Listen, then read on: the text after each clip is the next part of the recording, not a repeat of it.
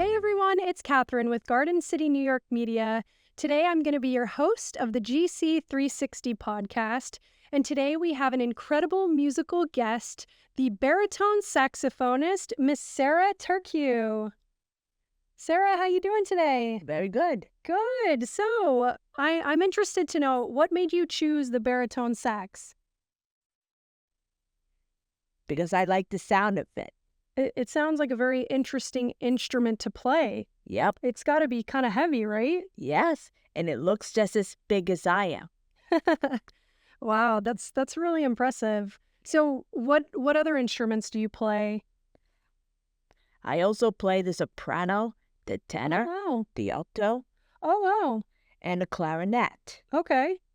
But I always want to learn the flute. The flute, yes, that's something that I actually know how to play. I played that in band. I also played the piccolo a time ago. But that's cool. So you know a lot of different kinds of saxophones to play. Are they kind of similar in terms of the structure? Not quite. Okay. Because two of them are B flat, B flat. and the other two are E flat instruments. Oh, okay. So they're in different keys. Yep. Got it. Different ranges. Alrighty. So the only instrument you're interested in also learning is the flute. Yep. Anything else? Any other ones? I may want to learn the bass clarinet. Bass clarinet. Okay. Is that kind of similar to a saxophone or Not quite. Okay. Which would you prefer to do? Would you rather play live on stage or play in a recording studio? For me, I'd rather play live on stage because I play with other musicians. Yeah, I mean, you kind of play off of the energy of the other musicians, right? Right. And also the audience. Like when you have an audience in front of you, it kind of helps to build you up and give you more energy to keep you going through it. Yep. Yeah, so is that the best thing that you like about playing on stage? Is there anything else you like about playing on stage? The best about playing on stage is I get tons of solos. Solos, I'm sure you kill those solos too. You're probably like rocking out, jamming out to your own little riff that you got It makes going. me feel confident. Oh, that's so great. What do you think your favorite kind of music to play is? I get to play tons of jazz, Jazz. Latin. bebop, Ooh. Brazilian, bossa Ooh. nova, and such. Oh, wow. That's a lot. But which one of those do you think is your favorite? My favorite is R&B and or jazz. Yeah, I really enjoy listening to jazz. I think it's very experimental. I think you really have the freedom to kind of do whatever you want. Do you think that's something that you like about it? Yep.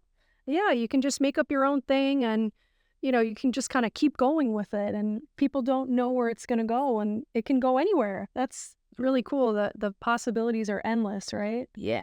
Wow. So how do you feel when you're playing a live solo and everything just goes right? When I played a live solo, I have joy. A lot of joy. I have a lot of joy. You probably feel a lot of sense of accomplishment, right? Yep. Wow. That's really great. Who would you say is your favorite baritone saxophonist? Well, I don't have a favorite, to be honest with you.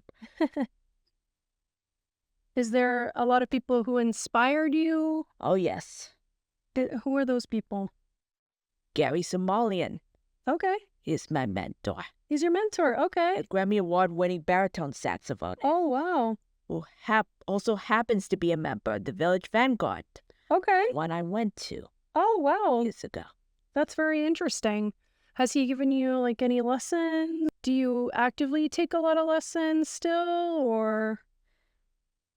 Not with Gary Somalian, Mhm. but with Robert Lepley. Oh, okay. Does he live close to you? In Belmore, yes. Belmore, okay. Do you guys ever play any like gigs together or anything? Oh, yes. Oh, wow. If you could play a duet with any other musician, living or dead, who would it be? And why? It would be John Coltrane. Oh, okay. Yeah, he's kind of a jazz icon. What song would you choose? I would choose Giant Steps. Okay. I'm not familiar with that. Locomotion. but it sounds very Yes. high energy. Mhm. What 5 musicians do you most like to play? I like to play with James Kamak, Jerry Weldon, Robert Lapley, Lon Ivy, and Steve Glusband. Okay, I'm not familiar with all of those, but I definitely will be Yes. checking some of them out after this interview. Okay. So I heard you also like to write some songs. Of course. So how do you feel about writing music? How does it make you feel when you write a song? It makes me feel happy once I write the songs. But at Right? most times, but sometimes makes me frustrated. Oh, why is It's that? sad to think of a title. Great Yeah, that's probably a hard thing to decide. To- How do you decide? How do you decide what title to choose? by thinking. Thinking of like how the music is moving. Yeah. What makes you feel inspired to write songs? Um, Like different parts of your life, different activities you're doing, different struggles. It it's just in my comes head. to you. Yeah. It all happens here. Wow. So it just kind of comes to Have you. superpowers. Like, are you just like one day eating cereal and out of nowhere you just hear this jazz in your head and you're like, Yep. oh, I gotta play this. Yep. That's so cool. Yep. So what's usually the cycle of composing for you? Like you get the idea, do you write it down? Or you I play it? I compose every single week. On Mondays. Once Mondays. Okay. in my pajamas upstairs in my room. Of course, when you're Morning. comfortable, right? You're comfy, you're in your PJs. Yep. That's awesome. So do Type- you Typing. typing it? Okay. And I use Finale files, the software. Oh, okay. So does that have like the musical staff on it and like you can kind of click each note or Yep. Wow. Yep. What is your earliest musical memory? My parents, Ellie, and I went to Walt Disney World, which Mhm. is in Orlando, Florida. Okay. I was 6 at the time in 1994 when I started watching the brass band at Main Street, USA, the section of the Magic Kingdom. And then the band leader told me, and I was told by the band leader to conduct the brass band for 2 songs. Oh. Therefore, I conducted 2 songs, Oh, wow. That's so fun. and he lended me his baton. Do you ever conduct music? Well, yes, sometimes. Oh, that is so nice. I really love Disney. It's one of my favorite places to go too. And it is very inspiring. They have lots of nice music there. Do you remember what song it was that you conducted? Oh, yes, the theme of the Mickey Mouse Club. Aw. What about It's a Small World? Oh, yes. Did you ride that ride? I went on the ride to Yeah. Small World. Yeah, and they're playing the music with all those like Yeah. little puppets and everything. Yeah, definitely does. Aw. With stereotypes. Wow. Yeah, Disney is a lot of fun, lots of fun music. How do you think that's kind of influenced you throughout your career of playing?